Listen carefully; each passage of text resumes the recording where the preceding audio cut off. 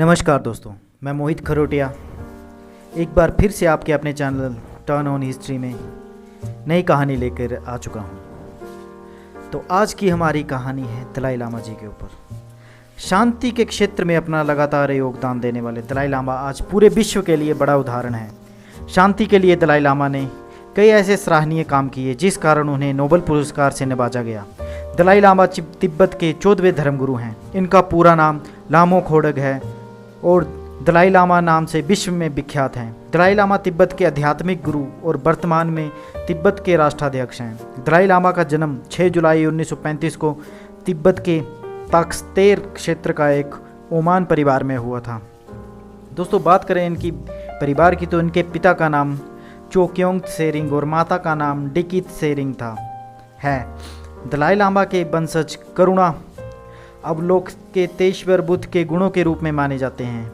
इन्होंने 6 वर्ष की आयु में शिक्षा प्रारंभ की और सन 1959 में गेसे लहाराप की डिग्री बौद्ध दर्शन भी हासिल की। इन्होंने बुद्ध धर्म की शिक्षा ग्रहण की और आगे की शिक्षा ड्रेपुंग सेरा और गंडेन में पूरा किया।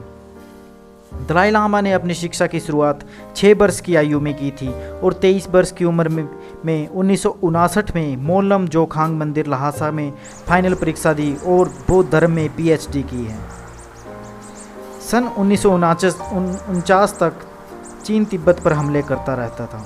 तब तिब्बत के लोगों ने दलाई लामा को राजनीति में पूर्ण रूप से आने को कहा, लेकिन राजनीति में आने से पहले वे चीन गए और चीनी नेताओं से मिले। उसके बाद 1949 चीनी आक्रमण ने लहासा या जो तिब्बत में है तिब्बती आंदोलन को इस तरह तबाह किया कि लोग पलायन करने को मजबूर हो गए। पलायन करने के बाद वे हिमाचल प्रदेश के धर्मशाला शहर में मैक्लोडगंज में बस गए।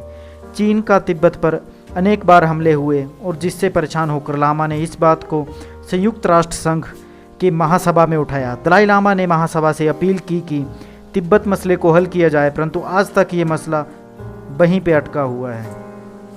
तिब्बत के परम पावन दलाई लामा ने 1963 में लोकतंत्र का एक संविधान का प्रारूप तैयार किया। 1990 में परम पावन द्वारा तिब्बती मंत्री मंडल काशग और 10वीं संसद को भंग कर दिया और तिब्बत में चुनाव किए। 11वीं तिब्बती संसद में मेंबर का चुनाव दुनिया भर में रहने वाले तिब्बतियों के एक मेंबर एक वोट के आधार पर माना गया।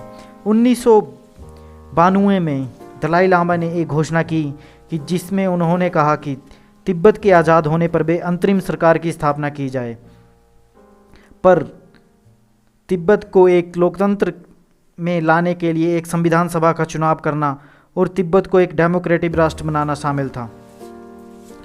सन 1987 एक तिब्बत की समस्या गंभीर थी। शांति का हल तब दलाई लामा ने 5 सूत्री शांति की स्थापना द्वारा निकाला, जिसमें कहा गया था तिब्बत को एक शांति क्षेत्र में बदला जाए, परंतु चीन माना नहीं और सकारात्मक विचार नाकाम रहा। 1987 में दलाई लामा ने अमेरिका के सामने 5 सूत्र वाले विचार रखे। ये 5 सूत्र थे दोस्तों। पहला विचार ये था कि पूरे तिब्बत देश को एक शांति के रूप एवं शांतिपूर्ण क्षेत्र में बदला जाए। दूसरा था चीनी तिब्बतियों को अपने देश में शरण देने को परित्याग नहीं करना पड़ेगा। तीसरा, तिब्बतियों को मानवाधिकारों और लोकतांत्रिक आज़ादी का सम्मान किया जाए।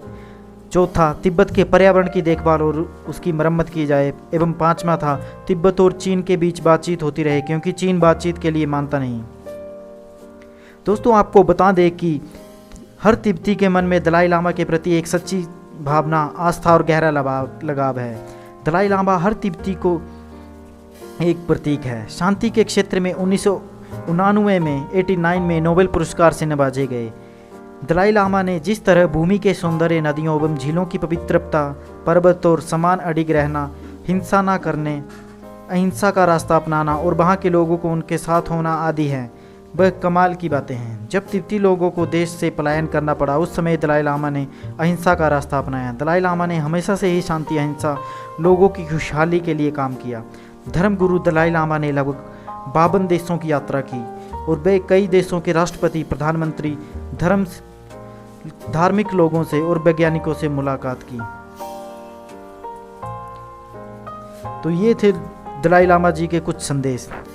उम्मीद है आपको ये वीडियो पसंद आई होगी और दलाई लामा जी के लिए आपके मन में भी धर्म और आस्था पनपी होगी।